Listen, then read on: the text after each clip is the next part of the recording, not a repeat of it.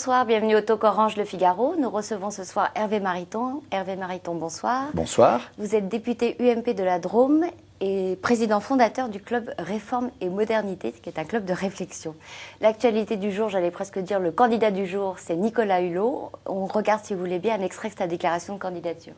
Soyons clairs, le projet d'un nouveau modèle de développement est, de mon point de vue, incompatible en l'état avec les politiques que le pouvoir en place développe en France. Ma candidature s'inscrit dans le souci de l'intérêt général et elle se situe à l'opposé des choix, des méthodes et de la vision de la majorité actuelle. Pour autant, cette clarification ne vaut en aucun cas blanc-seing à ceux qui, à gauche ou au centre, se proposent de diriger le pays. Alors malgré son rejet catégorique, on vient de le voir, de toute perspective d'alliance avec Nicolas Sarkozy, peut-il mordre sur l'électorat de droite s'il se présente vraiment en 2012 ? Je pense qu'il peut mordre sur l'électorat à droite, au centre, à gauche, les écolos, avec une question neuve qu'il pose aux écolos, qui est est-ce que les écolos sont indissolublement liés à la gauche ou est-ce qu'il y a ce chemin particulier que propose Nicolas Hulot? C'est intéressant. En même temps, je le trouve très violent. Je vous fais un aveu, je ne suis pas révolutionnaire. Je ne considère pas qu'il faille.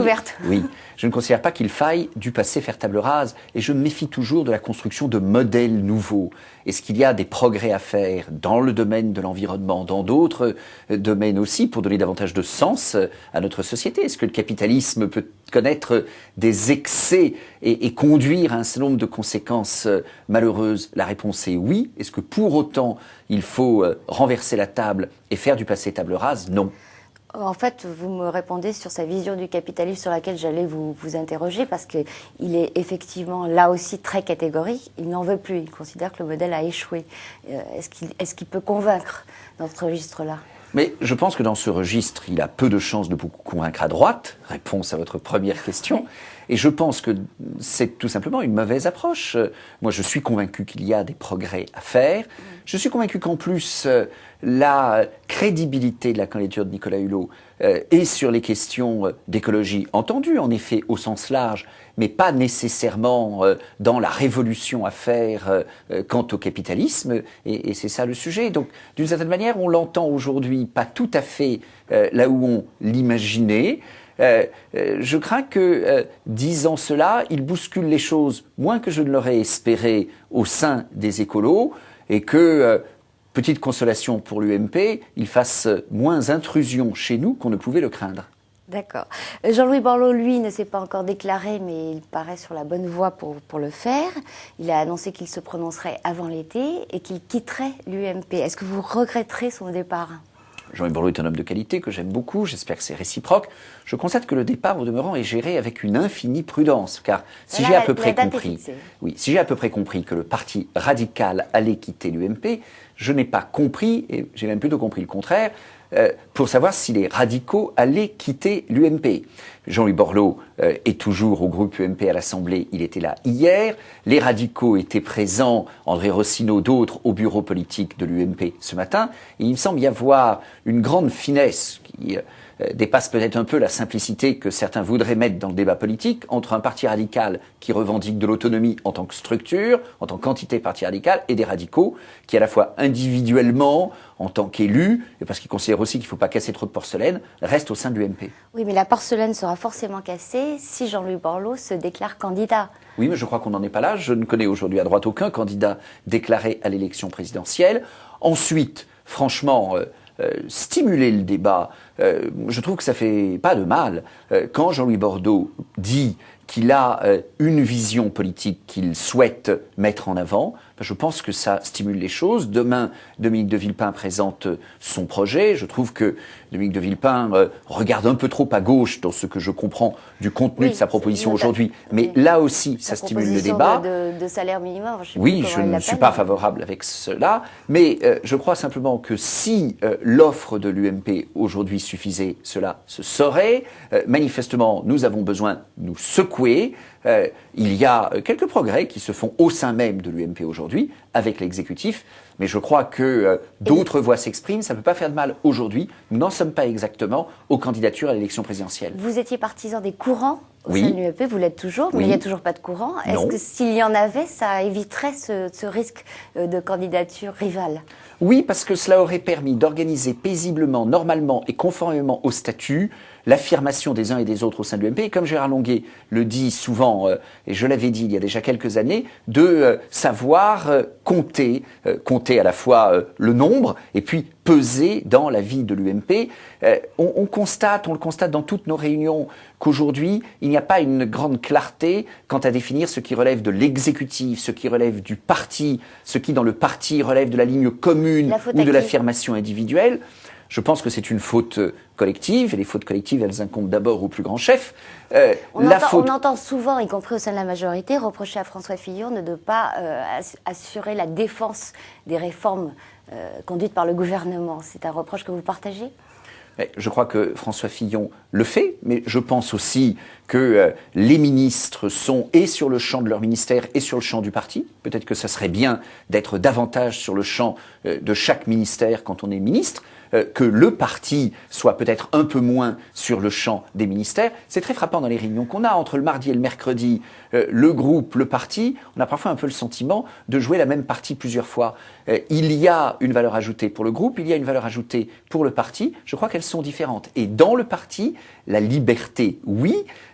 En même temps, dans l'addition et aussi le débat. Mais le débat, c'est pas parce que l'UMP décrète un débat sur tel sujet. Le débat, c'est aussi parce que les libéraux, les chrétiens démocrates ou d'autres courants qui peuvent se former selon de nouvelles lignes pensent des choses différentes au sein d'une même maison.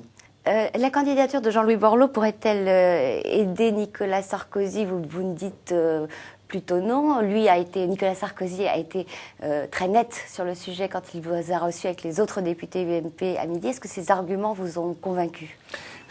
Est-ce que la démarche de Borloo de porter un projet aide la majorité globalement? Je pense que oui. Pour le débat. Est-ce qu'il faut faire sécession et est-ce qu'il faut multiplier les candidats dans la faiblesse dans laquelle nous sommes aujourd'hui? Je ne le crois pas. En tout cas, moi, ce que j'ai retenu du président de la République aujourd'hui, c'est un pas nécessaire, mais de mon point de vue, ça ne suffit pas, c'est qu'il y croit. Quand on regarde le climat dans la majorité ces dernières semaines, on commençait tout de même sacrément à se poser la question. Nos électeurs n'y croient pas, à la fois l'action aujourd'hui et les perspectives en 2012. Les élus, y compris les parlementaires, n'y croient guère.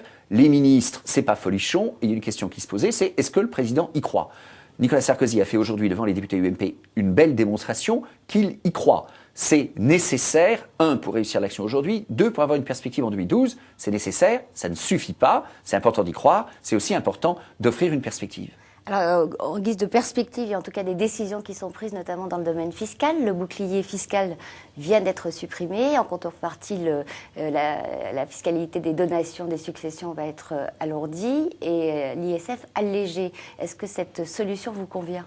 Moi, j'aurais préféré, au fond, après avoir beaucoup hésité, une suppression plus radicale de l'ISF avec des mesures de financement en contrepartie, parce qu'il ne faut pas creuser le déficit de l'État. Ce qui avait été proposé il y a 15 jours par Bercy, non, je suis contre l'alourdissement de l'impôt sur le revenu, mais on pouvait, pour le prélèvement libératoire au-dessus d'un certain montant, introduire une tranche allant au-delà du niveau actuel du prélèvement libératoire, par exemple. Donc on avait sur les revenus du patrimoine tout un éventail de solutions qui permettaient de financer la suppression de l'ISF. Oui. Ce n'est pas le choix qui a été fait. Le choix réalisé, compte tenu de l'ensemble des contraintes qui étaient mises au sein de la majorité par l'exécutif, c'est un choix qui reste convenable.